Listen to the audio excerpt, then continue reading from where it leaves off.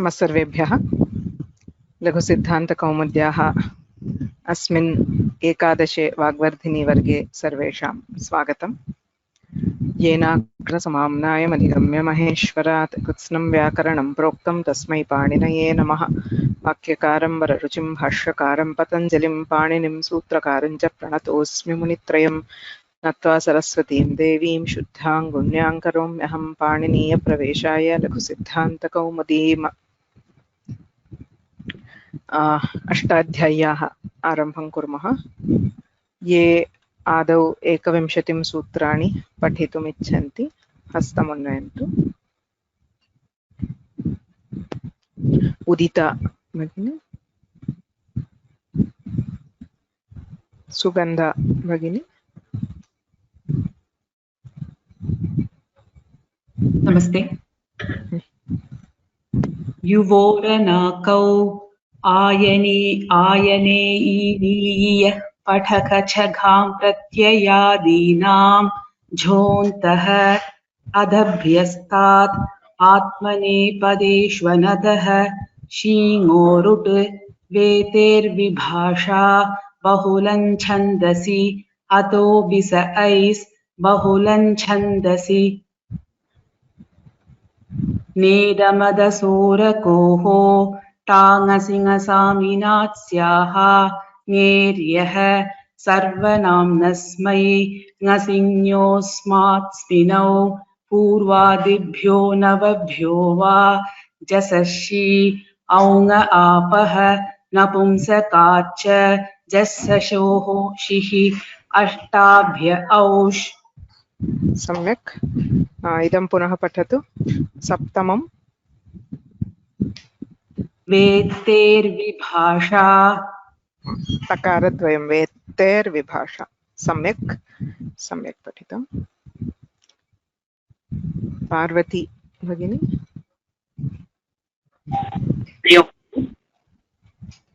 हाँ। युवोरनाकौ आयनेयीनीयः पठगच्छघां प्रत्ययादीनां झोन्तः अदभ्यस्तात् आत्मनेपदेष्वनतः शीङोरुट् वेत्तेर्विभाषा बहुलं छन्दसि अतोभिस ऐस् बहुलं छन्दसि नेतमदसोरकोः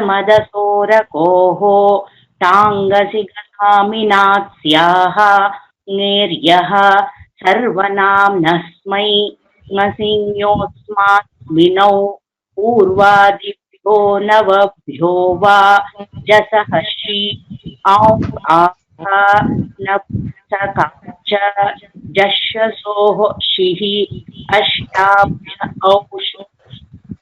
सम्यक्।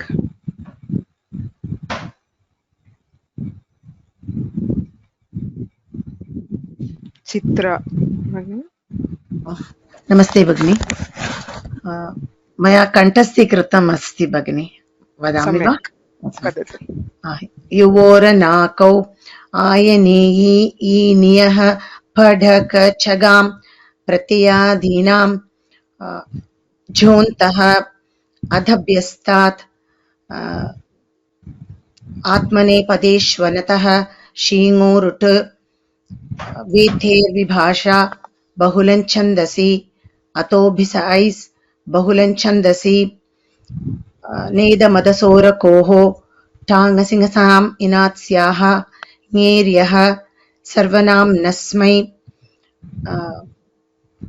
ङसिञोऽस्मात्स्मिनौ पूर्वादिभ्यो नवभ्यो वा जसषि औङ आपः नपुंसकाच्च जश्यसोः शिः जश्यसोः शिः अष्टाभ्य औष्। सम्यक्। द्वितीयसूत्रं वदतु। आयनेयी आयनेयीनीयः पठकछगां प्रत्ययादीनां। सम्यक्, उत्तमं, बहु उत्तमं। धन्यवादः भगिनि।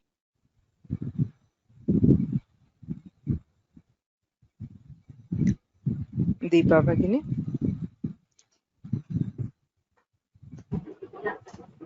कण्ठस्थमस्ति वा दृष्ट्वा वद चिन्ता दृष्ट्वा वद युवोरनाकौ आयनेयिनीयः फढखझघां प्रत्ययादीनां झोन्तः अदभ्यस्तात् आत्मने पदेष्वनतः श्रीमोरुट् वेत्तेर्विभाषा बहुलं छन्दसि अतोभिस ऐस् बहुलं छन्दसि वेदमतसोरकोः तामसिमसामिनात्स्याः नेर्यः सर्वनाम्नस्मै नसिन्योस्मात्स्मिनौ पूर्वादिभ्यो नवभ्यो वा जसर्षि औङ आपः नपुंसकाच्च जषसो ऊषिः अष्टाभ्य औष् सम्यक् अग्रे गच्छामः लघुकौमुद्याः मूलभागः बिन्दु भगिनि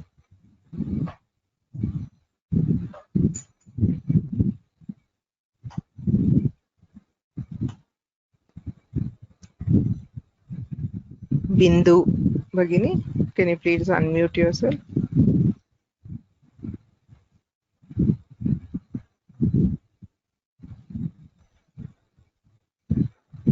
न श्रूयते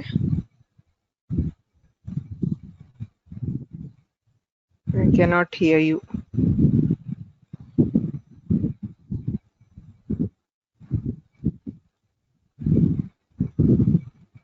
Mala, is it? KNK Mala.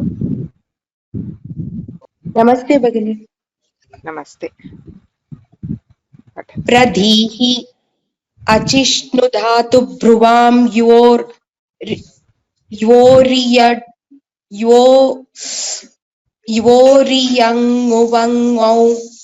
श्नु योरियङुवङौ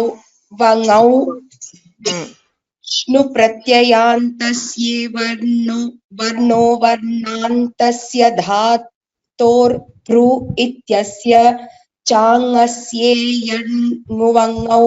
स्तो जादौ प्रत्यये परे इति प्राप्ते एरनेकाचो संयोगपूर्वस्य धात्ववयवः संयोगपूर्वो न भवति य इवर्णस्तदन्तो यो धातुस्तदन्तस्यानेकाचोऽस्य यणजादौ प्रत्यये प्रध्यौ प्रध्यः प्रध्यं प्रध्यौ प्रध्यः प्रध्ये शेषं पपीवत् एवं ग्रामणीः ङौ तु ग्रामण्याम् अनेकाचः किं नीहि नियौ नियः अमिषसि च परत्वात् इयं नियं ङेरां नियाम् असंयोगपूर्वस्य किं सुश्रियौ यवक्रियौ सम्यक् धन्यवादः धन्यवादः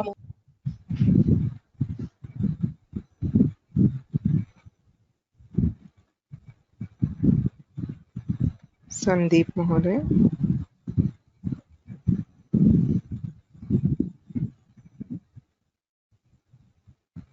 गतिश्च प्रादयः क्रियायोगे गतिसंज्ञाः स्युः गतिकारकेतर पूर्वपदस्य यण् नेष्यते वार्तिकं शुद्धधियौ न भूसुदीयोः एतयोरति सुपि यण् सुदीयौ सुदीयः इत्यादि सुखमिच्छति इति सुखीः सुतिः सुख्यौ सुत्यौ सुख्युः सुत्युः शेषं प्रदीवत्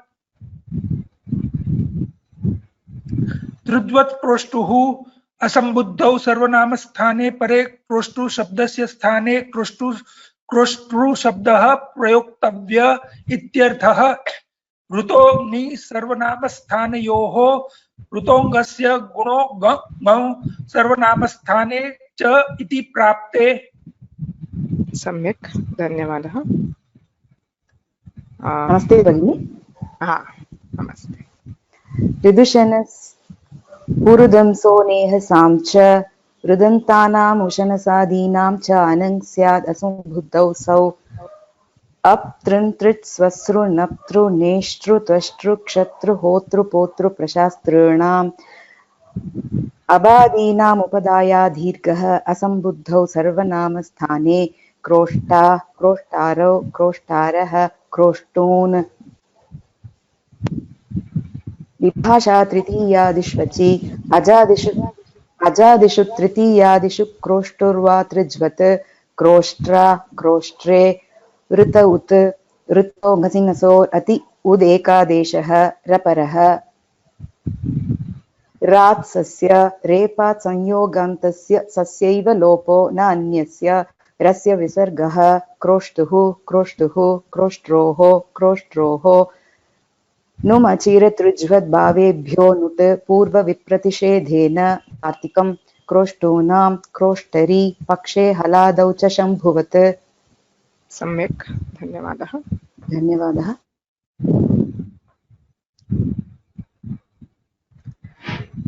ओके, सो गतसप्ताहे अधीतस्य भागस्य संक्षेपेण अवलोकनं कुर्मः। Before that, I have not been able to answer most of your messages in the past week. I am sorry for that. I will catch up slowly. So if any questions have not been answered, you're welcome to raise after this.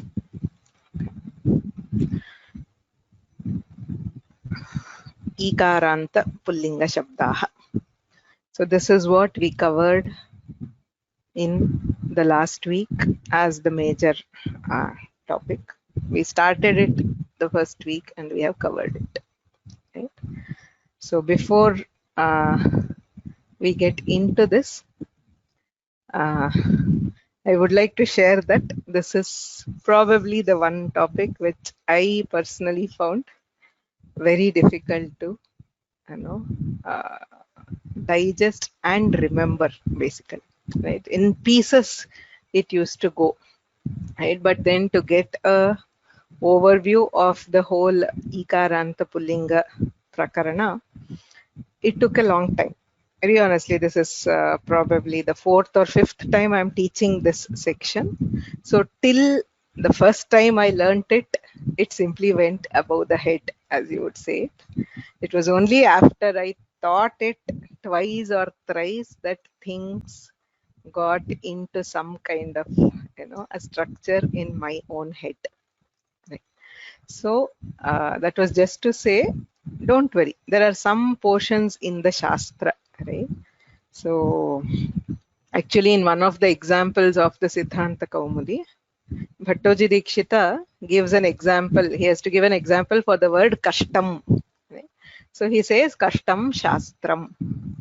Shastra, any Shastra you take, the first time, especially the first round, is challenging, and especially there are some pockets, which remain a bit tangled up, right? That is to be expected in any Shastra, and please don't worry or don't get discouraged, especially in this section.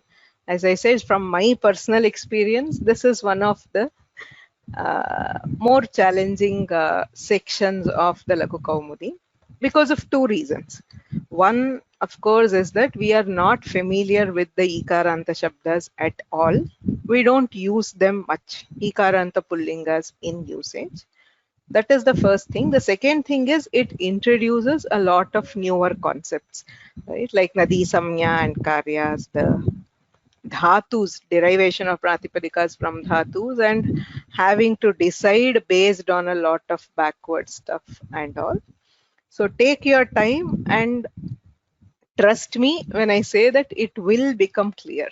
Okay, it is not that if you find it difficult this week, then don't think of giving up, as it's like a bit challenging, and then the other things are much easier. So take your time, listen to this multiple times, right? Once you do it 2 or 3 times, it will become much, much clearer, right? So I will take you through this in uh, English very briefly. Right. So Ikaranta Pullinga Shabdas, there are three major kinds. So the first type is where the word is either underived or derived from an Unadi Pratyayanta Shabda, where you have the Ikara, which is not Nadi and not Dhatu. That is basically the two main things. Right? So that it does not classify or qualify for any special karyas. So we have words like papi, vata, prami, yayi, etc. They just undergo the normal sandhis for ikara, which is by default ikoyanachi yan. In we have amipurvaha, in shas we have prathamayoh purva savarnaha. In saptami ekavachana ni, because it is e plus e, we have akasavarne dirgha. So that is the first kind of a word. The second kind of a word is where we are deriving it from a nadi samyaka shabda, being the uttarapada. So use triyakhyo nadi, nitya strilinga words ending in ikara, get nadi samya, and once we do a samasa to convert it into pullinga, it still qualifies for the nadi samya and the four karyas which depend on nadi samya, which is ambarthanadyor hrasvaha. The anga gets a hrasva when followed by sambuddhi. An nadyaha, the adagama for nit pratyayas, followed by vriddhi atashcha. Hrasvanadyapo nut, nuta nudagama for am, and nyeram nadyam nebhyaha, ni being replaced by am. So we have two sub varieties there. One, if that original strilinga word is a nyanta, we have halnyabhyo dirghansudisya praktam hal. If it is not a nyanta, then there is no sulopa, we hear the visarga. So all this were covered in the last week. So this week we saw the words which are derived from ikaranta dhatus, right? So among them, the major decision is whether to go for yan by eranekacho sanyoga purvasya or yang by achishnu dhatu bhruvam yor yang mango. The conditions for eranekacho sanyoga purvasya as given in the sutra itself are that the anga should be anekach. So if you see here, all these angas have multiple ach. Second condition is that there should be no sanyoga, which is completely a part of the dhatu just before the ikara. So the letter before the ikara, so there should be no sanyoga which is completely belonging to the dhatu. The third condition which was added by the Vartika Gatikaraketarasya yan neshyate, Gatikaraketara Purvapadasya yan neshyate, is that the Purvapada, so for this to be Anekach, usually there will be a Purvapada here. So the Purvapada should have either the Gati Samya or the Karaka Samya.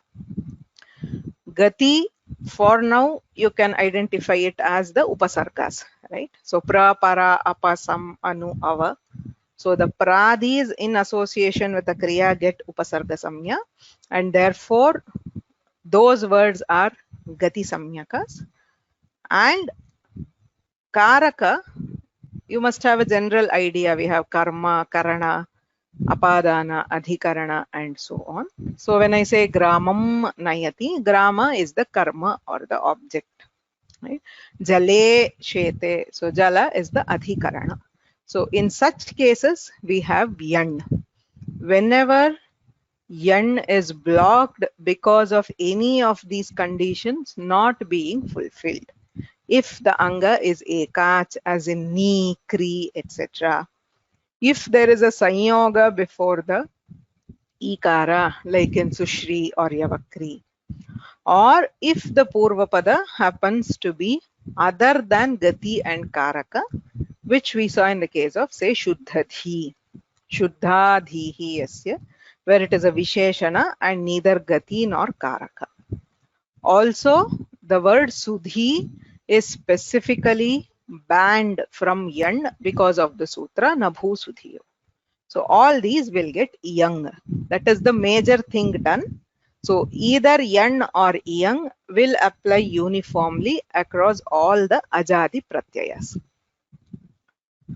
In addition, if the Anga ends with Ni Dhatu, there is one more karya which happens, which is Ngeram Nadyam Nebhyaha Saptam Ekavachanasya Amadeshaha, because of Ni, not because of the Nadi Samya. So that happens both in case of Yan or in case of Yang. And if for these Shabda Suti and Sukhi, once we do the Yan, we have Khyatiyat Parasya in Panchami Shashti Ekavachana, which converts the Akara to Ukara to give Sutyuhu and Sukhyuhu. Right? So this is what we have studied in this section of the Laghu Kaumudi, where he calls out 8 different kinds of Shabdas.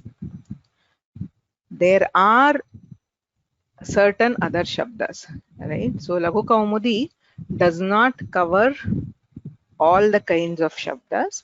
There are some Shabdas which have an overlap of the second and third type, right?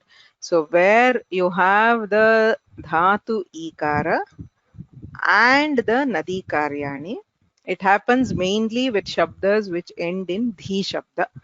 We know that Dhi is a word, a Nitya Strilinga Shabda. So when we are deriving words from Dhi Shabda, for example, for Pradhi or Sudhi, there are 2 different kinds of derivations possible. One is directly we are deriving from the dhatu, saying Pradhyayati, Sudhyayati, etc. He who meditates well or meditates excellently, etc. There is also possible to derive it with a different Vigraha, which Laghu Kaumudi does not take. Okay, if we are deriving it from the Dhi Shabda, Prakrishta Dhihi Yasya Saha. Okay. So there is an overlap or a combination of Nadi Karyas because Dhi is a Nitya Strilinga Shabda, and the Yan because it is still derived from a Dhatu. That type is not taken in the Laghu Kaumudi. He has not touched it, and therefore we are not going into it. So if any of you have already studied this earlier, and if you have questions on that type, any type which is not covered here, I don't want to take it in this class, because for first timers this much itself is pretty difficult to manage. So if you have questions on such words, right, multiple derivations, any derivation which was not mentioned in class, please reach out to me personally. I will answer them. If you have other questions, I can take them now. Okay.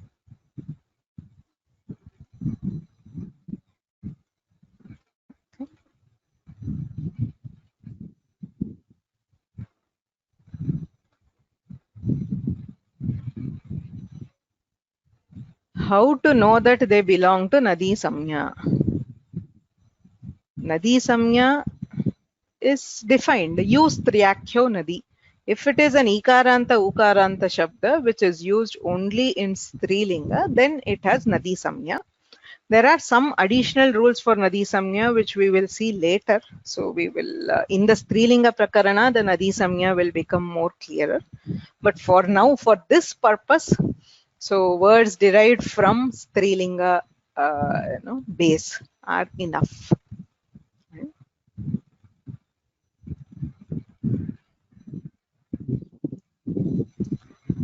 Are both the sutras 718 and 7110 the same? Both read as Bahulam Chandasi.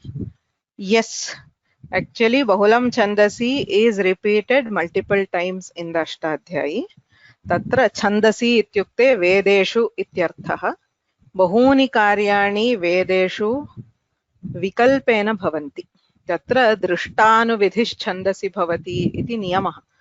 वैदिकशब्दाः तथा नियमबद्धाः न भवन्ति यथा लौकिकशब्दाः।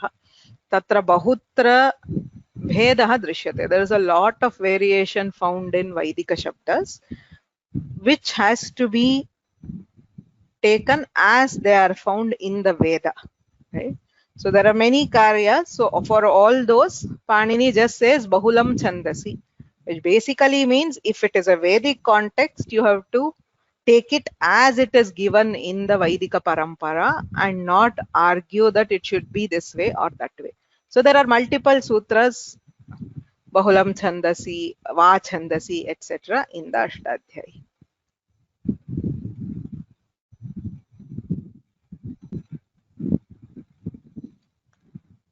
Okay, in Ni plus Ni, why do we do Ngeram Nadyam Nibhyaha first, followed by Achishnu Dhatu Bhruvam Yuvoriya Gumangau, when the latter is an Angakaryam? It should be done first. Both are Angakaryas, right? Both Ngeram Nadyam Nibhyaha and Achishnu Dhatu Bhruvam are Angakaryas, right? So you cannot decide. Only when one of them is a Varnakarya and the other is an Angakarya, then we say we do the Angakarya first. When both are Angakaryas, if there is, even when there is no Vipratisheta, the general good principle is to do a Pratyayadesha first, right? Because if that Pratyayadesha modifies the Nimitta, for example, we saw in Atobhisa ice, where Bhis is replaced by ice. It was initially Haladi, but then it is becoming Ajadi. So if you have a Karya, which an Angakarya which depends on the beginning letter of the Pratyaya, the beginning letter of the Pratyaya may change during the Adesha. Ataha Adau Pratyayadesham Krutva Tadanantaram Pratyayashrayena Angakaryam Kriyate iti Samanya Niyama. Tatra tatra Vishesha Sandarbheshu Bhedaha Bhavitum Arhati. Samanyatah Pratyayadeshah asti chet Pratyayadesham Krutva Tataha Angakaryam Kriyate. Pratyayashritam Angakaryam Kriyate. Okay.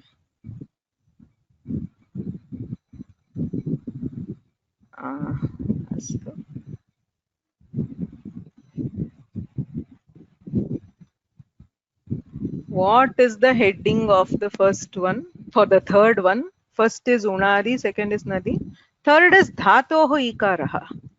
The third category is where the Ikara belongs to a Dhatu. It is only when the Ikara belongs to a Dhatu, but that either Achishnu or Eranekachaha come into play.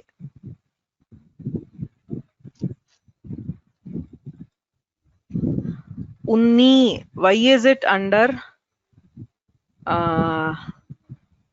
Anekach, this category? Unni is here.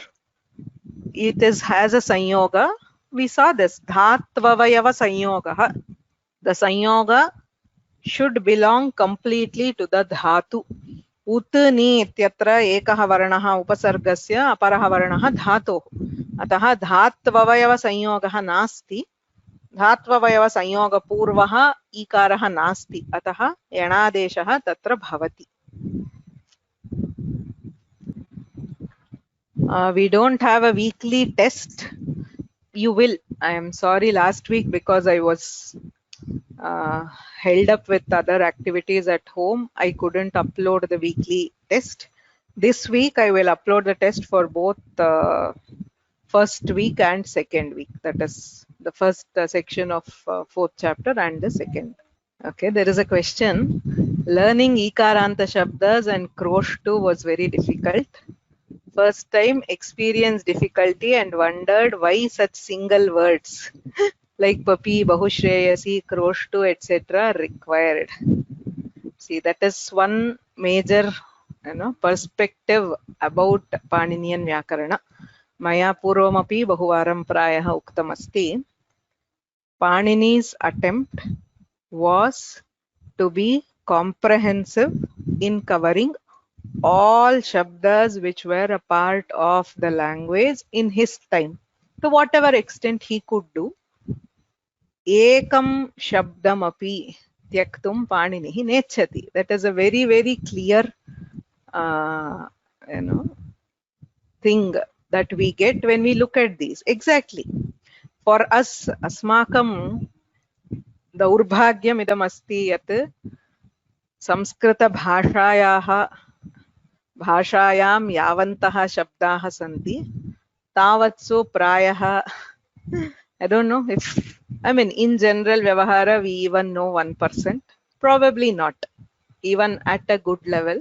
It's extremely unfortunate that over time we have lost a lot of shabdas and lot of them seem unfamiliar because of that.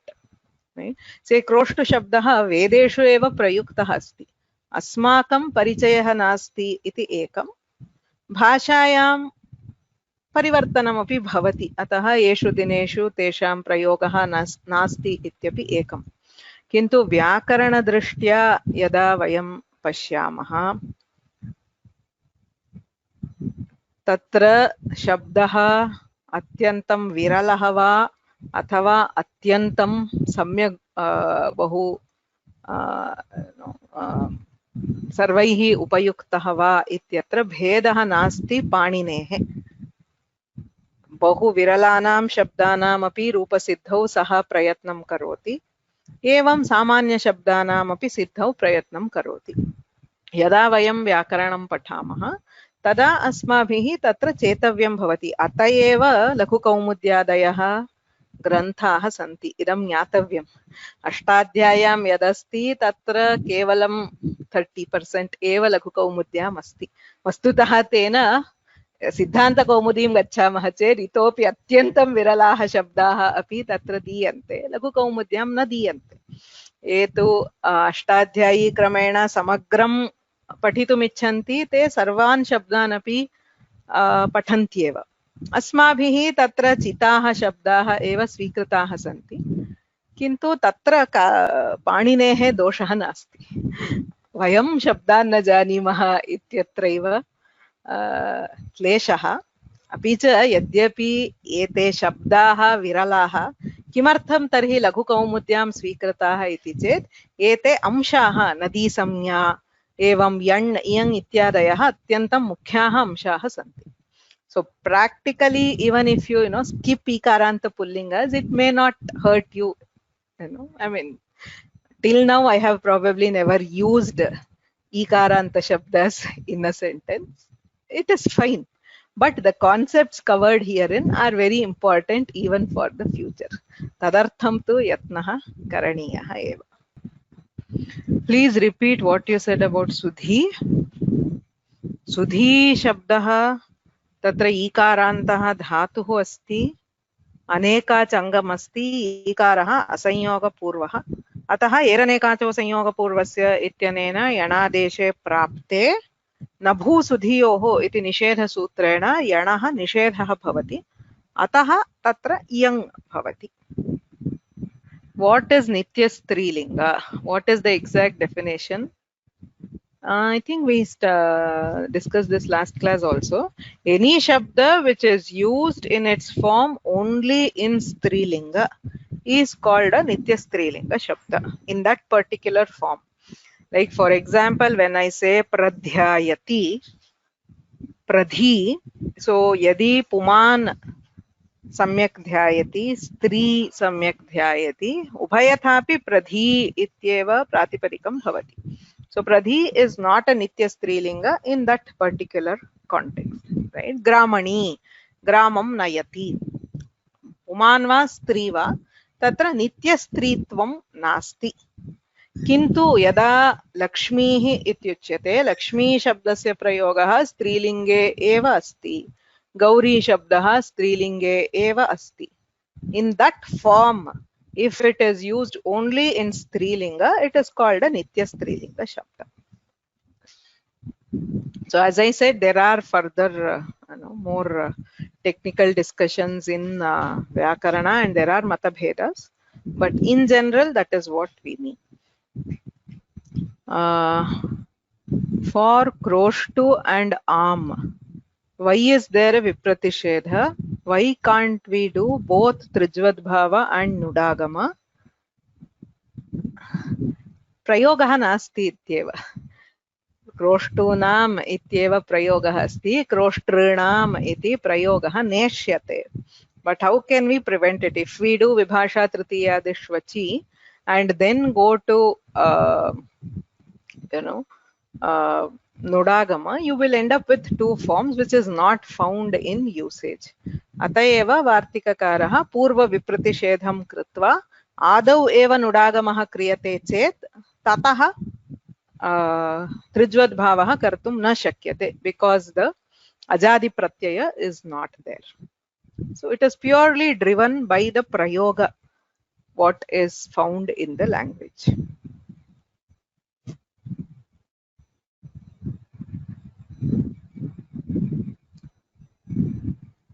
For Gramani, Shashti Bahuvachana and Saptami Ekavachana are the same. Correct. Gramanyam ityeva rupam ubhayathapi bhavati.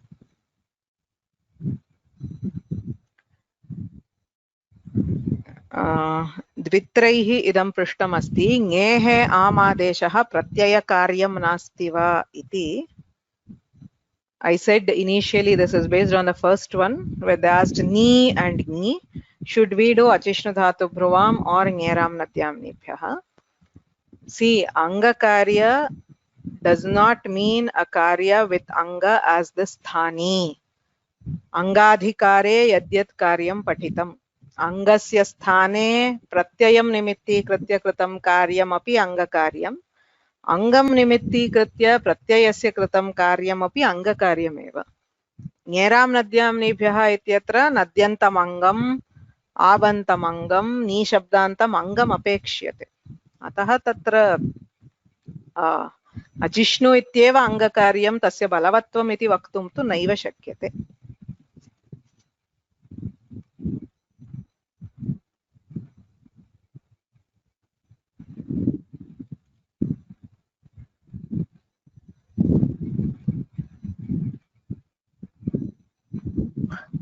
Nabhusudhiyoho. In this sutra it says yanadeshaha na bhavati. Where does it say iyang bhavati? Iyang bhavati. See, achishnu dhatu bhruvam yivor iyang vangau iti samanya karyam asti. Iyang adesham badhitva eranekacho sanyoga purvasya ityanena yanadeshaha bhavati. Yatra yatra kenapi karanena yan na bhavati. Tatra iyang eva bhavati. Yataha iyangaha anyat kimapi nimittam napekshite. Iyang only expects an ikara of the dhatu and an ajadi pratyaya. Tat nimittam asti chet tatra iyang bhavatyeva. Nabhusudhiyoho ityanena iyang na bhavati. Nabhusudhiyoho ityanena yanadeshe nishidhe achishnu dhatu bhruvam iti sutrena iyang bhavati. सेनानीनाम् अहं स्कन्दः इति आर्षप्रयोगः वा सत्यं भगवद्गीतायां दशमाध्याये तत्र सेनानीनाम् इत्युच्यते. तत्र नुडागमस्य प्रसक्तिः नास्ति, सः आर्षप्रयोगः सेनान्याम् इत्येव स्यात्. So there are a couple of questions on the full chapter printout and question answer spreadsheets. I will upload them as soon as possible. Sorry for the delay.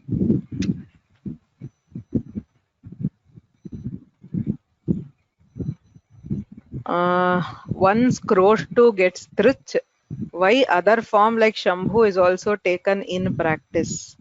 Please remember, prayoga comes first, vyakarana comes later. We can never ask a question on why there should be two forms. Kimartham kroshtra kroshtuna iti rupadvayam syad iti prashtum na shakyate. Tattu sarvadapi kimartham sarve shabdaha akarantaha na santi ityeva prathamah prashnah syat. Atyantam saralam bhavati sarvamapi rama shabdavad asti chet. Prayoge rupadvayam drishyate tasya siddhihi katham ityeva vyakaranena उच्यते. तत्र किमर्थं रूपद्वयं भवेत् इति तु व्याकरणेन नोच्यते. तत्र रूपद्वयं भवेद् इति रूपद्वयस्य प्रयोगः अस्ति। अतः पाणिनिना तत्र विभाषा तृतीयादिष्वचि इति सूत्रं निर्मितम्। प्रयोगद्वयं दृष्ट्वा सूत्रं निर्मितं, न तु सूत्राधारेण रूपद्वयं भवति। Do we have nitya pullinga shabdas? अस्त्येव, बहवः शब्दाः सन्ति, यथा वेदः नित्यपुल्लिङ्ग शब्दः, योगः नित्यपुल्लिङ्ग शब्दः, वृक्षः, अश्वः सर्वेपि नित्यपुल्लिङ्ग शब्दाः सन्ति.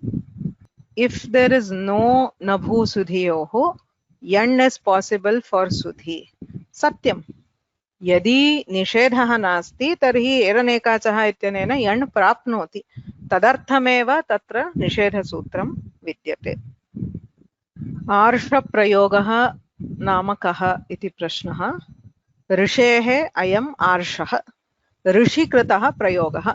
यत्र ऋषिकृतेषु रामायण महाभारत पुराणादिषु ग्रन्थेषु अपाणिनीयाः प्रयोगाः दृश्यन्ते, पाणिनि व्याकरणदृष्ट्या समर्थयितुम् अशक्याः, तेषाम् आर्षप्रयोगः इति व्यवहारः. ऋषिकृतत्वात् दोषः इति न वदामः, अस्माभिः ते प्रयोगाः नोपयोक्तव्याः. When we are repeating the passage from the Gita, for example, when you are reading the Gita, you should not change it to Senanyam Aham Skandaha to make it grammatically correct. Any Rishi Vachana is sacred and is Pramana. So when we are repeating it, Senaninam Aham Skandaha is fine. But if you are writing a sentence of your own, you should make an effort to use the accepted usage. Right? So there is one question or two questions about the sixth question in Abhyasa. I am sorry. Dash ashvaha shigrataraha va iti prashnaha asid vataprami. Is the horse faster than the antelope? Iti prashnasya ashayah. अतः तत्र वातप्रम्यः अश्वः शीघ्रतरः वा इति भवेत्. पञ्चम्येकवचने ङसि प्रत्ययः, तत्र इको एणचि इति अणादेशे कृते वातप्रम्यः अश्वः शीघ्रतरः वा इति भवेत्. एकवचनान्ते एव तत्र अश्वः अश्वजातिवाचकः वातप्रम्यः. So than the antelope. उत्तरे किमस्ति इति दृष्ट्वा अहं परिष्करणीयं चेत् परिष्करोमि. उत्तरं तु वातप्रम्यः अश्वः शीघ्रतरः वा इति. Okay. There is one more, the last question maybe for today. Could you highlight some important differences between Hari and Papi? See, Hari shabde घिसंज्ञा अस्ति, अतः घिसंज्ञा प्रयुक्तानि कार्याणि भवन्ति. शेषोभ्यसखी इत्यनेन ह्रस्वौ यौ इवर्णौ वर्णौ तदन्तं सखिवर्जं घिसंज्ञं भवति. अतः आङो नास्त्र्यां घेर्ङिति अच्छघेः. All these तृतीयातः सप्तमी पर्यन्तम् एकवचनान्त प्रत्ययाः ते सर्वे अजादि प्रत्ययाः. तेषु घिसंज्ञा निमित्तानि कार्याणि भवन्ति हरिशब्दस्य.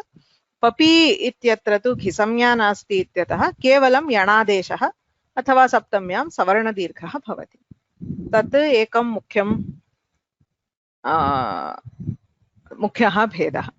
द्वितीयं, हरिशब्दे यत्र यत्र ह्रस्वस्वरम् आश्रित्य कार्याणि भवन्ति. त्रीणि कार्याणि सन्ति. जसि च ह्रस्वस्य गुणः ह्रस्वनद्यापो नुट्. जसि परे अङ्गस्य गुणः, सम्बुद्धौ अङ्गस्य गुणः आमः नुडागमः. एतानि त्रीणि अपि कार्याणि पपि शब्दस्य न भवन्ति, तत्र ह्रस्वः नास्ति इत्यतः. तृतीयमस्ति हरिशब्दात् औ प्रत्यये परे पूर्वसवर्णदीर्घः भवति. पपि इत्यस्य तु दीर्घाज्जसि च इत्यनेन पूर्वसवर्णदीर्घ निषेधः भवति, अतः पप्यौ इति भवति. शीघ्रतरः इति तरप् प्रत्ययः, अतः षष्ठी वा सप्तमी द्विवचन प्रयोगः न भवति वा इति प्रश्नः. तत्र कदा षष्ठी सप्तमी भवति? उदाहरणार्थम् अनयोः बालयोः अयं रामः शीघ्रतरः इति वदामि चेत् तत्र निर्धारणम् इत्युच्यते. So when you are comparing, you can compare within a group. So among a group, you pick one and say this is faster or stronger. So there are two boys. Among two boys, if you are picking one and saying he is faster, tada shashti saptami prayogah bhavati. Yada tu bhinnau balau. So when I say balayoho ramaha shighrataraha, tatra shashti saptami bhavati. Yada tu Krishnat Ramaha Shigrataraha iti prayogaha. Krishnaha bhinnaha Ramaha bhinnaha. You are not bringing them into a common factor called Bala. You have two separate entities which you are comparing. Tada Panchami Vibhakti bhavati. Krishnat Ramaha Shigrataraha.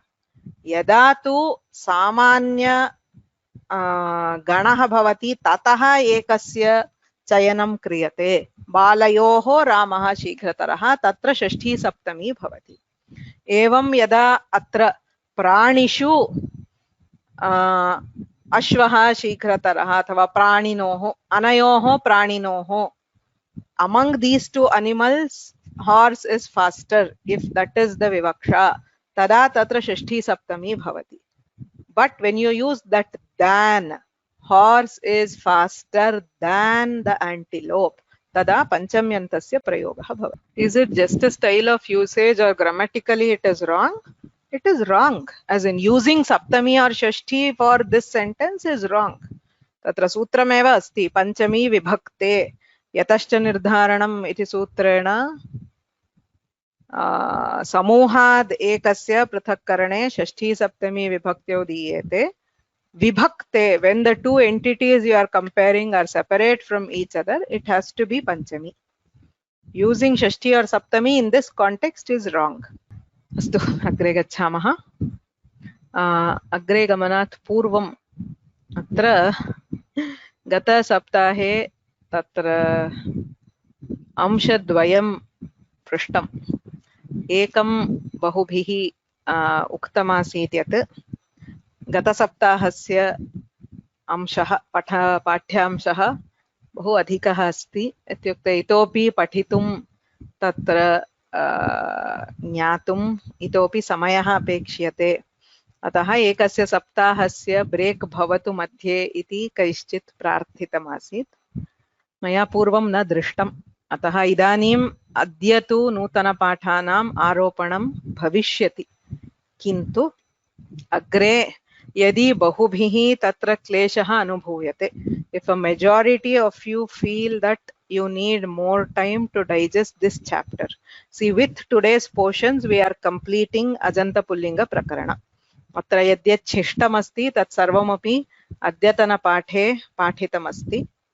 यदि ततः अग्रिमसप्ताहे विरामः भवति. विरामः इत्युक्ते there will be no new uploads next week. So for every chapter we are taking a break of 1 week with no new uploads. We will just post a chapter exercise and a descriptive exercise. So since this chapter is over, next week we will have Vagvardhini and there will be no uploads next week. The week after that we will start with 5th chapter, that is the schedule. Kintu यदि बहुभिः अत्र इतोपि समयः अपेक्ष्यते तर्हि सप्ताहद्वयस्य विरामः is there is no new uploads for 2 weeks इति कर्तुं शक्यते. So what I'll do now is there is just a small poll which asks if you want a 2-week break after chapter 4. It is only for this chapter. If you are feeling overwhelmed, if you want more time, then you can choose yes. If more than 70% people want time, then we will have a 2-week break, or else we will proceed with a 1-week break. Request others to please catch up. So because there are quite a few people, and I'll just take a poll. So you will see a poll now on your screen there should be a poll. You can either choose yes or no. Okay. So based on after a minute I will close the poll. So based on the responses we will take a call. So if it's a majority, so whatever, so if we have a majority of 60%, 70%, whatever, if there is a significant majority who want a 2-week break, we will take it, or else not. Please request everybody to please quickly complete this. There are about 90% have completed. The rest have not responded. Request those who have not voted to please vote. I am closing the poll now. So about 93% have responded. You can maybe see the poll results. About 64% have said yes and 36% have said no among the people. Okay. So we will take a 2-week break for new uploads. 1 week of that we will still have a live session so that we can discuss wherever you have difficulties. We will discuss that and then proceed with the next chapter, which will be Ajanta Strilingas. We have completed Ajanta Pullingas here. So there's one more small poll. This was again, I had requested for feedback after term 1. So one of the major feedback points in the class were the pace of classes. Okay. So there were quite a few who said the pace is more in general. So we are having 4 videos every week, right? So, and I have consciously tried to keep the total video length to less than 2 hours. Gata bhage, prathama bhage asmabhihi पाठद्वयमासीत् एकैकघण्टायाः घण्टाद्वयस्य पाठः इदानीं यः पाठः क्रियते तत्र आहत्य दैर्घ्यमपि घण्टाद्वयात् अधिकं नास्ति. So that has been the attempt to keep it to less than 1.5 to 2 hours of pre-recorded videos. But I mean, pre-recorded videos can sometimes be heavier. Do you want to reduce the number of videos per week to 3, right, instead of 4?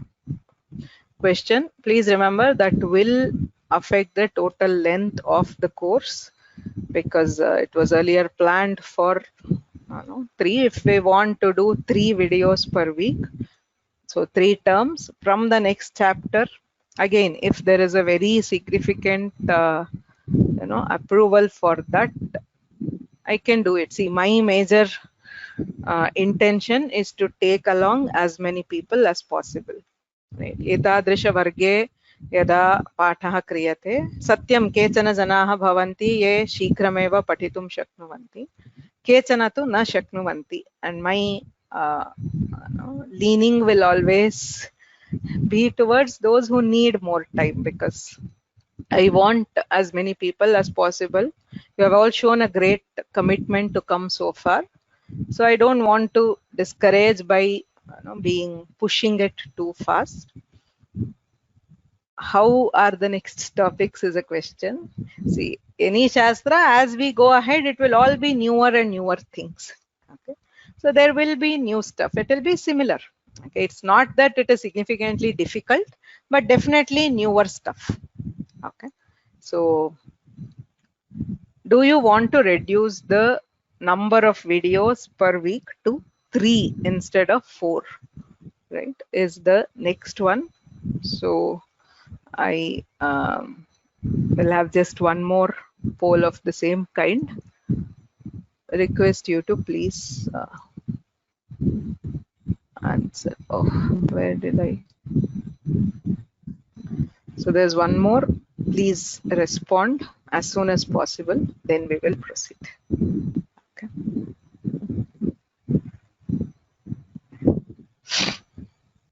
So just to clarify, the length of videos will approximately be the same because the division of videos is dependent on the topic. I cannot split in between a topic. Okay. So if we have 3, that would mean it is like lesser, about half an hour of lesser content per week. So please don't answer based purely on this week. Ikarantas are a kind of exception. Others hopefully should be. Then you can all see the poll. It's like almost 50-50. One with 51% saying they are fine with it. So I think for now we will stay with the current schedule because a lot of things are planned that way, and I think that goes. Okay. So let us see again, like this, if there is any particular week where you are finding more difficult or there are more difficult topics, then we can always at that point take an extra break and move ahead. Okay. So exactly. So yatra kleshah asti tatra prati अध्यायानन्तरम् एकस्य सप्ताहस्य brake तु भवत्येव विरामः अध्यायस्य अन्ते एकस्य सप्ताहस्य विरामः भवति तत्तु सर्वेषु समयेषु सर्वे प्रतिसप्ताहं पठितुं न शक्नुयुः इत्यर्थः तत्तु अनुवर्तयामहे अस्तु अद्यतन completely forgot that we had 2 more things we didn't come to Kroshtu. But Shambhu शब्दे कस्यापि कोऽपि सन्देहः नास्ति इति मन्ये क्रोष्टु शब्देपि तृज्वद्भावः सो ऋकारान्तत्वं तत्र सर्वनामस्थानेषु नित्यं भवति तत्र अनङादेशः सुप्रत्यये उपधादीर्घः अन्यत्र गुणः उपधादीर्घः तृतीया विभक्तेरारभ्य विकल्पेन तृज्वद्भावः भवति. So I think this must be clear. I'm sorry I completely forgot about this, but if you still have questions. तृज्वद्भावः अस्ति इदानीं वाग्वर्धिन्यामपि तद्विषये उच्यते अतः तत्रैव गच्छामः. क्रोष्टुशब्दस्य तृज्वद्भावातिदेशः ये वक्तुमिच्छन्ति वि श्यामला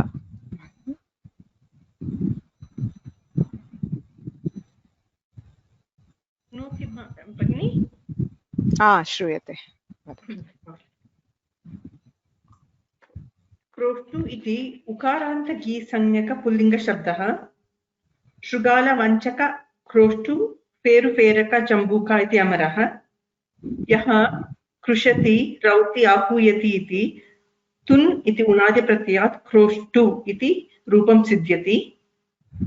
अस्य शब्दस्य तृज्वत् भावः अतिदिश्यते यथा कृ प्लस् तृच् कर्तृ द्रु प्लस् तृच् धर्तृ प्रथमा एकवचने कर्ता दर्ता इति रूपाणि भवन्ति.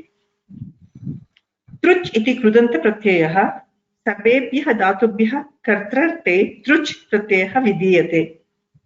तस्मात् ऋकारान्तशब्दाः निष्पद्यते.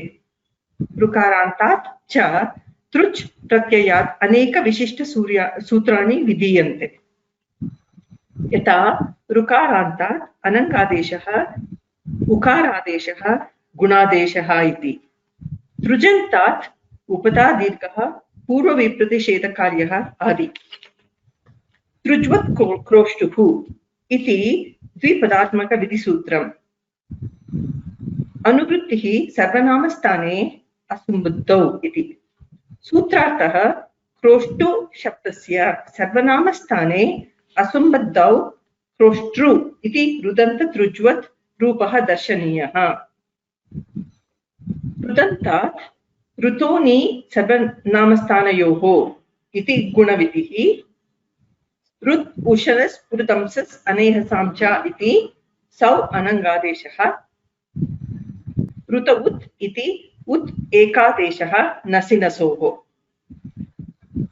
तृजन्तात् अप्तृन्तृत् स्वसृनप्तृनेष्टृक् शत्रु पोतृ पोतृ प्रशस्त्रूणाम् इति उपधादीर्घः सर्वनामस्थाने विभाषा तृतीयादिषु अचि इति विकल्पेन तृज्वत् भावः तस्मात् प्रथमा एकवचने क्रोष्टु तृज्वत् क्रोष्टुः इति क्रोष्टृ रूपं रुदुषणस् सूत्रेण गुणविधिः प्राप्तः अपि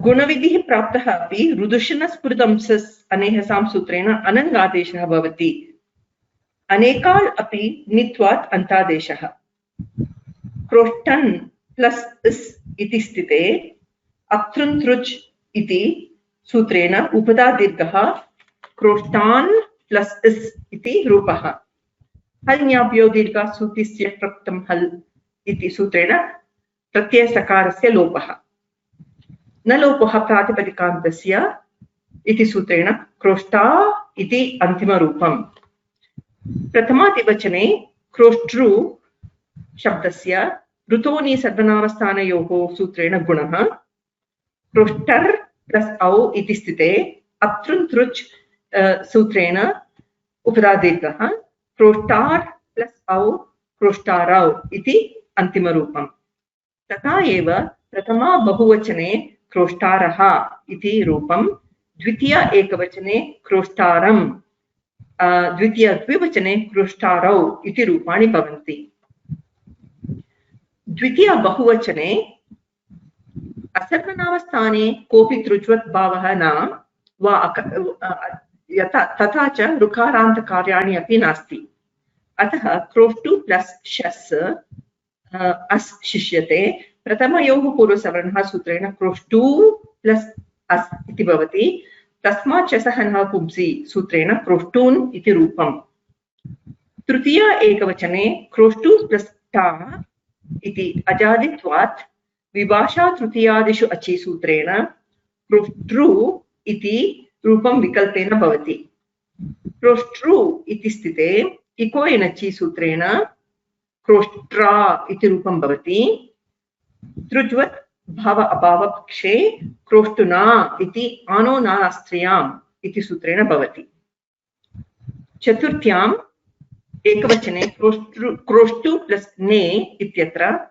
क्रोष्टृ प्लस् ए यणादेशे क्रोष्ट्रे इति रूपं भवति केर्निति एचो यवायावः सूत्राभ्यां तृज्वत् अभावे क्रोष्टो इति रूपं भवति किं रूपं भवति क्रोष्टवे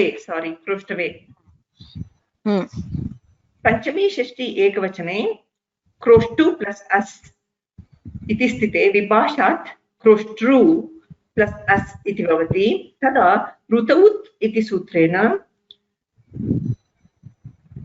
ऋकारस्य अङ्गस्य ऋकारस्य तथा च प्रत्यय अकारस्य उकार एकादेशः उकारस्य अण्त्वात् पुरण्ड्रपरः अपि भवति क्रोष्टुर् इति रूपं भवति क्रोष्टुर् इति भवति तदा रात्सस्य सूत्रेण क्रोष्टुर् इति रूपं भवति विसर्गकार्यात् परतः क्रोष्टुः इति अन्तिमरूपम् अभावपक्षे क्रोष्टु प्लस् अस् इति स्थिते घेर्निति सूत्रेण क्रोष्टो प्लस् अस् इति रूपं नसि नसोश्च इति पूर्वरूपम् एकादेशः क्रोष्टोः इति रूपं भवति षष्ठी द्विवचने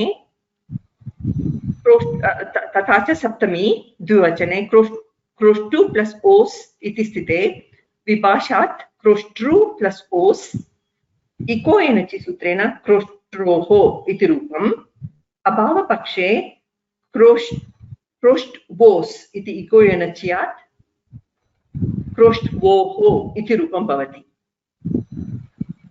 षष्ठी बहुवचने क्रोष्टु प्लस् आम् इति स्थिते विभाषा तृतीयादिषु अचि प्रवृत्तः परन्तु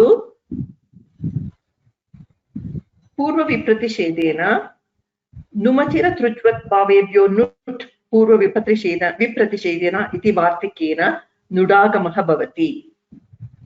क्रोष्टु प्लस् नाम् इति स्थिते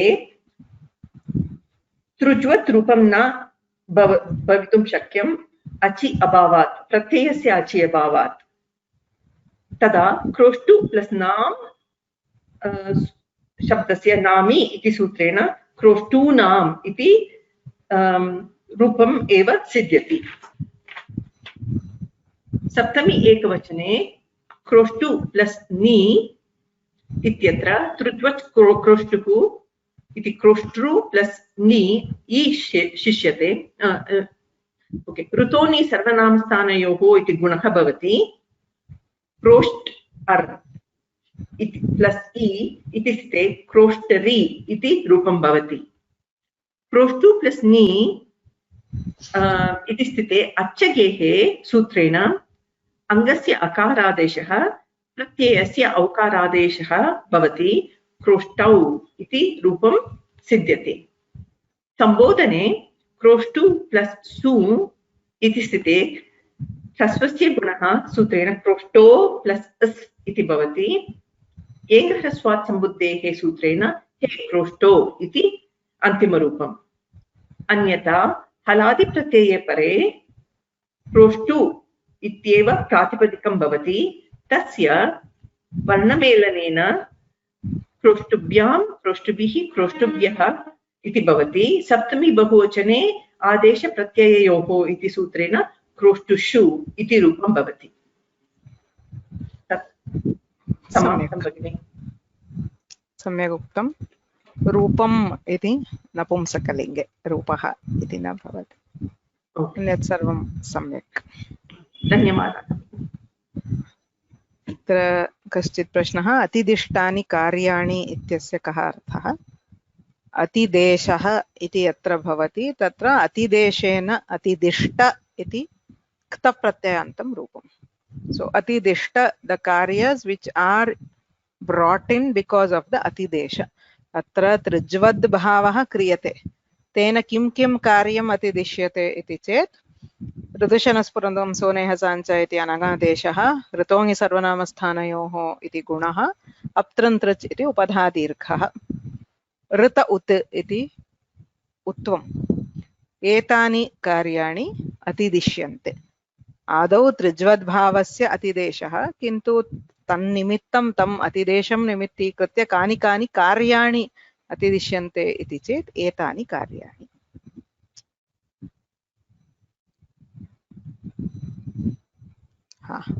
तत्र केन सूत्रेण अतिदेशः इत्यत्र स्मर्तव्यं? तत्र सर्वनामस्थाने परे नित्यं त्रिज्वद्भावः, तत्र त्रिज्वत्क्रोष्टुः इत्यनेन अतिदेशः कर्तव्यः। तत्र कथं भवति? क्रोष्टु इति उकारान्तं प्रातिपदिकमस्ति, त्रिज्वद्भावः नित्यः, अतः साक्षात् क्रोष्ट्र इति क्रोष्टुशब्दस्य स्थाने क्रोष्ट्र शब्दः प्रयोक्तव्यः इत्येव भवति। ततः अग्रे ऋकारान्तस्य यद्यत् कार्यं तद् भवति। तृतीयादिषु तु किं भवति? क्रोष्टु इति उकारान्तम् अस्ति, तेन सह विकल्पेन त्रिज्वद्भावः इत्यतः तत्र रूपद्वयं सर्वदा भवति। एकस्मिन् पक्षे त्रिज्वद्भावे कृते क्रोष्टुशब्दस्य स्थाने क्रोष्ट्र इति परिवर्तनं भवति। तत्र सूत्रं भवति विभाषा तृतीयादिष्वचि इति। तदभावे क्रोष्टु इति उकारान्तम् एव शिष्यते। उभयोः मार्गयोः यथायोग्यं कार्याणि भवन्ति। क्रोष्टु इत्यस्ति चेत् उकारान्तस्य यद्यत् कार्यं तथा अग्रे गच्छति, क्रोष्ट्र इत्यस्ति चेत् ऋकारान्तस्य यत् कार्यं तदग्रे गच्छति। एतत् परिवर्तनं तु तृतीया विभक्तेरारभ्य विभाषा तृतीयादिष्वचि इति सूत्रेण आदौ पञ्चसु सुट् असम्बुद्धौ सर्वनामस्थाने त्रिज्वत् क्रोष्टुः इति सूत्रेण। सूत्रद्वयस्य कः भेदः? त्रिज्वत् क्रोष्टुः इति सर्वनामस्थाने एव प्रवर्तते, नित्यं प्रवर्तते। विभाषा तृतीयादिष्वचि इति तृतीया विभक्तेः आरभ्य भवति, विकल्पेन भवति। नुमचिरतृज्वद्भावेभ्यो नुट् पूर्वविप्रतिषेधेन इति अग्रिमः प्रश्नः। ये वक्तुमिच्छन्ति साई नव्य। नमस्ते। वार्तिकार्थः नुमचिरतृज्वद्भावेभ्यो नुट् पूर्वविप्रतिषेधेन इति। तत्र विप्रतिषेधः नाम कः इति पृष्टे तुल्यबलविरोधः विप्रतिषेधः इति। तुल्यबलं किम् इति एतत् ज्ञातुं वयमेकम् उदाहरणं पश्यामः। त्रयस्त्रयः इति एकं सूत्रमस्ति। त्रिचतुरो स्त्रियां तिसृचतस्र इत्यपि अपरं सूत्रमस्ति। त्रयस्त्रयः इति आमिपरे त्रिशब्दस्य त्रयादेशः भवति। त्रिशब्दस्य चतुष्शब्दस्य च स्त्रीलिङ्गे तिसृचतस्र इति आदेशः भवति। अधुना त्रयस्त्रयः इत्यस्य त्रयाणाम् इति पृथक् उदाहरणं विद्यते। एवं त्रिचतुरो स्त्रियां तिसृचतस्र इत्यस्य चतस्रः अथवा तिस्रः इति पृथक् पृथक् उदाहरणानि भवन्ति। तिस्र ततः आम् इति यदा भवति तदा तत्र त्रयस्त्रयः इति त्रयादेशः अपि भवितुम् अर्हति। यतः एकदेशविकृतम् अनन्यवत् इत्यनेन तिसृशब्दः अथवा यत् आदेशः कृतः तत् स्थानीयवद्भावेन त्रिशब्दवदेव तिसृशब्दोऽपि भवति। अतः तस्य स्थाने त्रयादेशः कर्तुमपि त्रयादेशमपि कर्तुं शक्यते। त्रिचतुरो स्त्रियां तिसृचतस्र इत्यनेन तिसृ आदेशः अपि कर्तुं शक्यते। तदा किं करणीयम् इत्युक्ते विप्रतिषेधे परं कार्यम् इति सूत्रम् अस्ति। तुल्यबलविरोधे परसूत्रस्यैव बलं भवति। यदि वयं पश्यामश्चेत् त्रयस्त्रयः इति सप्तमाध्यायस्य प्रथमपादे 53तमं सूत्रमस्ति। त्रिचतुरो स्त्रियां तिसृचतस्र इति सप्तमाध्यायस्य द्वितीयपादे 99तमं सूत्रमस्ति। अतः परत्वात् तिसृ इति आदेशः भवति। अस्मिन् परप्रतिषेधस्य उदाहरणमस्ति। अस्मिन्नेव प्रसङ्गे पूर्वविप्रतिषेधस्यापि सुन्दरम् उदाहरणमस्ति। तत्र तिसृ आम् इति तिसृ आदेशे कृते ह्रस्वनद्यापो नुट् इति नुडागमः अपि भवति। ततः अचिर ऋतः इति सूत्रेण तिसृशब्दस्य चतस्रशब्दस्य च ऋकारस्य स्थाने रेफः आदेशः विहितः भवति। अतः एतेन सूत्रेण रेफादेशः अपि प्राप्तः भवति। तदा किं करणीयम् इत्युक्ते नुमचिरतृज्वद्भावेभ्यो नुट् पूर्वविप्रतिषेधेन इति एतेन वार्तिकबलेन पूर्वविप्रतिषेधमनुसृत्य नुडागमः भवति। यदि वयं सूत्रसङ्ख्यां पश्यामश्चेत् ह्रस्वनद्यापो नुट् इति सप्तमाध्यायस्य प्रथमपादे 54तमं सूत्रमस्ति।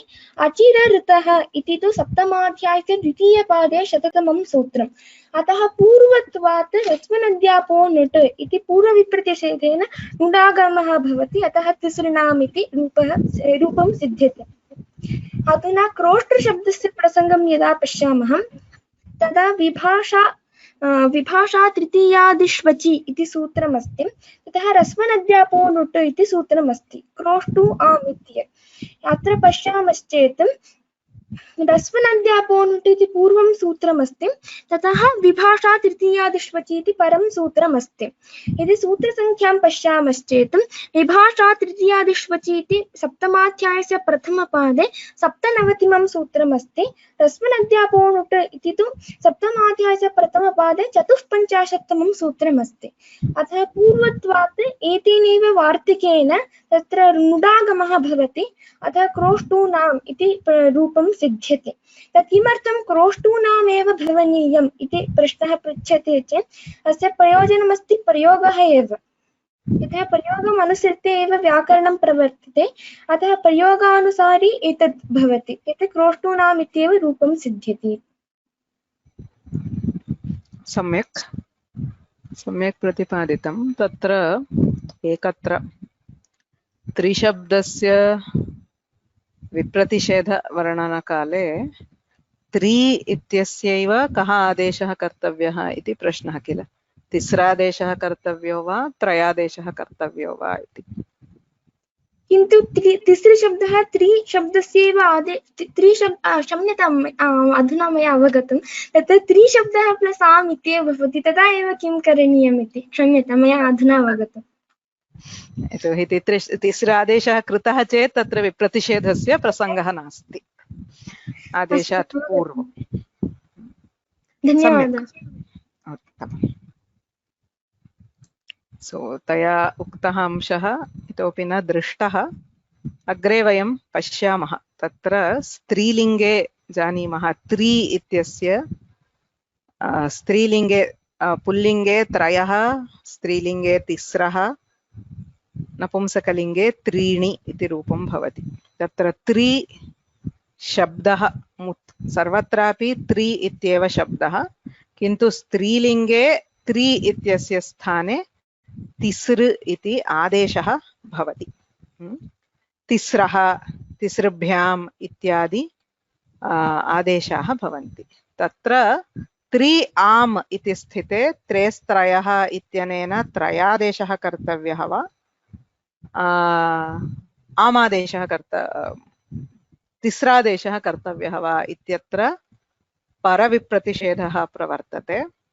तिस्रादेशः भवति।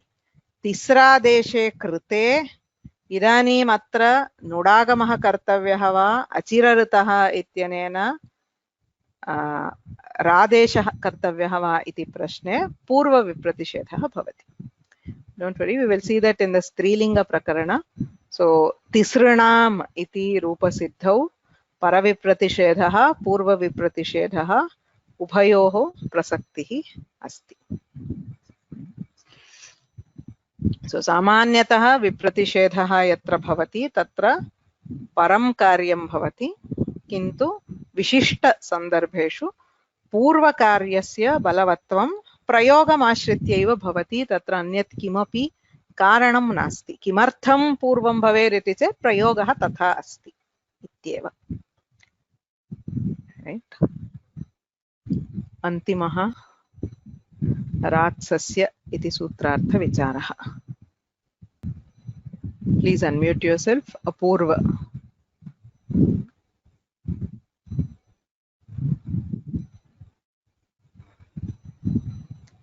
भुवनेश्वरी भगिनी। नमस्ते भगिनी। श्रूयते वा? श्रूयते। अष्टमाध्याये द्वितीयपादे चतुर्विंशतितमसूत्रमस्ति रात् सस्य इति। पदविभागः अस्ति रात् पञ्चमी एकवचनं, सस्य षष्ठी एकवचनं, अनुवृत्तिः संयोगान्तस्य षष्ठी एकवचनं, लोपः 1 अधिकारः सन्ति पदस्य पूर्वत्र सिद्धम् इति। सूत्रार्थः भवति पदान्ते विद्यमाने संयोगे रेफः विद्यते चेत् रेफात् परस्य केवलं पदान्तसकारस्य एव लोपः भवति, अन्यवर्णस्य न। नियमसूत्रमस्ति एतत् सूत्रं। संयोगान्तस्य लोपः इति नियमः, रेफात् परस्य सकारस्य लोपः भवति। अर्थात् रेफात् परः अन्यः कोऽपि वर्णः अस्ति चेत्, उदाहरणार्थं प्रथमः वर्णः रेफः, द्वितीयः वर्णः सकारः चेत् लोपः भवति। अन्येषां वर्णानां लोपः न भवति इति नियमफलम्। उदाहरणार्थं क्रोष्टुर् योग स्, क्रोष्टुर् इति रात्सस्य क्रोष्टुर् रात्सस्य इति सूत्रेण सकारलोपः भवति। प्रत्युदाहरणं पश्यामः चेत् ऊर्क् अमार्ट् इत्यादिषु शब्दः सन्ति। तत्र ऊर्क् इत्यत्र रेफ ककार संयोगः, अमार्ट् इत्यत्र रेफ टकार संयोगः पदान्ते सन्ति। संयोगान्तस्य लोपः इति न भवति तत्र। तदेव नियमस्य फलं। तावदेव भगिनि। नियमः नाम कः? नियमः इत्युक्ते तत्र प्रथमवर्णः रेपः, द्वितीयवर्णः सकारः भवति। न नियमसूत्रम् इत्युक्ते किं? सामान्यतः नियमसूत्रम् इति कदा उच्यते? किमर्थमिदं विधिसूत्रम् इति नोच्यते? रात्सस्य इति सकारस्य लोपः भवति इति वदामः। तर्हि किमर्थम् इदं विधिसूत्रं नास्ति, किमर्थं नियमसूत्रम् इत्युच्यते? भवती एव वदतु भगिनि कृपया। संयोगान्तस्य लोपः इत्यनेनैव लोपः भवति किल। रेफात् परः सकारः संयोगः अस्ति चेत् संयोगान्तस्य लोपः इति सूत्रेणैव पदान्ते विद्यमाने संयोगे अन्तिमवर्णः सकारः। यथा क्रोष्टुर् स् इति स्थिते संयोगान्तस्य लोपः इत्यनेनैव सकारस्य लोपः भवितुम् अर्हति। तदर्थं रात्सस्य इति सूत्रस्य अपेक्षा नास्ति। सिद्धे सति आरभ्यमाणः विधिः नियमाय भवति। संयोगान्तस्य लोपः इत्यनेनैव लोपः सिद्ध्यति। तर्हि किमर्थं पुनः रात्सस्य इति वदति इति चेत् सकारस्यैव भवतु अन्यस्य न भवतु इति नियमः। तत्तु सम्यक् प्रतिपादितं। नियमसूत्रम् इत्युक्ते तत् वक्तव्यं, नियमस्य लक्षणं कथं पूर्वतनसूत्रेण प्राप्तिः अस्ति। संयोगान्तस्य लोपः इत्यनेनैव लोपः भवितुम् अर्हति। तथापि इदं सूत्रं किमर्थमस्ति इति चेत् अन्यस्य मा भूत् इत्येतद् इति नियमयति। तदेव नियमसूत्रं। सम्यक्, उत्तमम्। अस्तु, अत्र समयः अतीतः। The last quite a few sessions we haven't been able to get to Jnanavardhini, but that is okay. That is always optional. So we will see. Kadachit pati shabdasya samayah bhavati karishyamah. Agrima saptahe Vagvardhini vargah asti. Asmin saptahe adya ratrau tat va shvah pratah va nutana दृश्यांशाः भवन्ति। अग्रिमसप्ताहे वाग्वर्धिनी वर्गः भवति। ततः अग्रिमसप्ताहे यदि अपेक्षा अस्ति तर्हि पुनः लैव् वर्गं कुर्मः केवलं चर्चार्थं। ततः सप्ताहद्वये अग्रिमसप्ताहे तदग्रिमसप्ताहे च नूतन दृश्यांशस्य आरोपणं न भविष्यति। ततः वयं पञ्चमाध्यायस्य अजन्त स्त्रीलिङ्गप्रकरणस्य आरम्भं करिष्यामः। येनाक्षरसमाम्नायमधिगम्य महेश्वरात् कृत्स्नं व्याकरणं प्रोक्तं तस्मै पाणिनये नमः। वाक्यकारं वररुचिं भाष्यकारं पतञ्जलिं पाणिनिं सूत्रकारं च प्रणतोऽस्मि मुनित्रयं। नत्वा सरस्वतीं देवीं शुद्धां गुण्यां करोम्यहं। पाणिनीयप्रवेशाय लघुसिद्धान्तकौमुदीम्